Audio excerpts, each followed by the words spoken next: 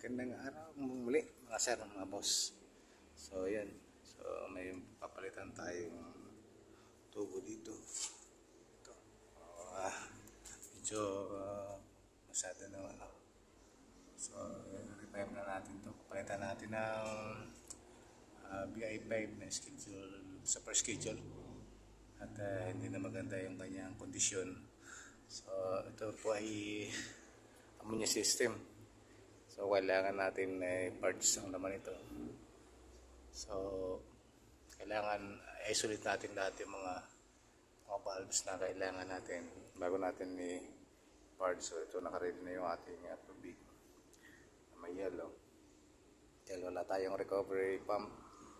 So kailangan na lang natin ay tubig na may yellow. So maliit lang naman ang capacity nito. At hindi naman ganun kalaki yung laman. So mga ilang kilo lang to, mga 100 kilong ammonia. So yan, so medyo ano yung kanyang kondisyon. So magre-revive tayo sa kanyang mga tubo. So, ito ay ano lang mga boss, kawang-gawa lang. So mababala yung presyong dito, pinagbigyan lang natin yung may-ari para operate itong kanyang maliit na makina. So yan, so iba dyan is masyado ng kinalawang na yung mga pipe. So kailangan magpalit ng pipe tulad ito sa mga discharge talaga to. So napakadelikado kung hindi ito papalitan mga boss, mga sir. So kailangan palitan na para pagdating ng all operation, so hindi siya magka-problema. So ngayon, dahan tayo mag-parts ng so halos wala nang laman mga boss. Wala nang laman yung ating dahan-dahan na natin ito na nailabas. Yun. So kadalasan karamihan naman ito ay langis ang laman. So halos wala nang laman yung ating ito yung lumang sistema ng refrigeration sa mga luma. So kita mo yung design niya is mga luma pa. So sasagay na lang muna ito hanggang sa maka-recover muna sila at makabili na ng bagong makina. So kailangan tsaga muna para mapag-operate at the same time. So yun, mayroon pang kaunting laman mga boss. Magalaw po yung ating so ayan, konti pang laman. So hindi na siya ganun karami.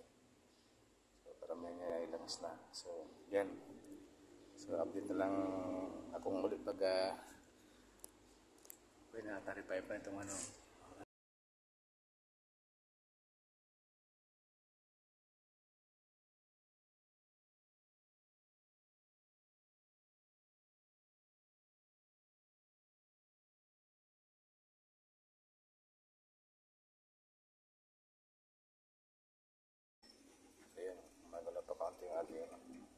so marami pang langis kasi mga boss.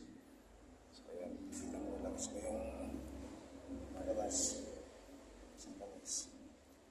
Tandaan lang natin itong parts to para hindi masyadong umumoy.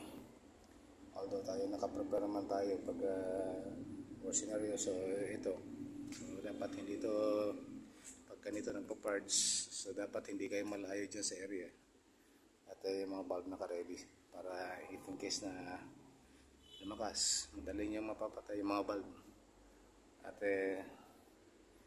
kailangan lagi kayong alerto, kayong matakot. Kasi pag natakot kayo, wala na. So iwanan nyo itong mas magiging malaki ang problema pag iniwanan nyo. So dapat ang ammonia ang matakot sa inyo, hindi kayo ang matatakot sa ammonia. At saka kailangan medyo malakas ang loob, kasi kung mahina ang loob natin, so magkakaroon tayo ng nervyos. So hindi natin ma-execute ang ating trabaho. So ito, malaki-laking pipe ang papalitan nito, alas didos hanggang doon sa taas papalitan natin kasi wala na, kinain na talaga ito ng kalawang. So na sa obra na magpatuloy. So kailangan talagang palitan. So yun mga boss, update ng ulit sa susunod ng mga video kung ano yung magiging status. So yun nga pala, dalawa pala ito isa. So naanan namin yung isa. So ito yung pangalawa. So update na lang namin kayo pag naging problema kasi nito is yung power. So wala pa siyang power supply. So hindi pa namin mapandar yung isa. So at saka ito, ginagawa na rin namin yung isa para masakali may sasabay na rin to ang paandar. So yun mga boss, update na lang ulit kayo at i-update namin kayo kung sakaling mapapaganan natin itong lumang ice maker nila. So subaybayan nyo po at supportahan nyo po ako. Mag-like nyo lang po kung sakaling mapapadaan kayo sa page namin. Subscribe na rin din. Maraming salamat po ulit.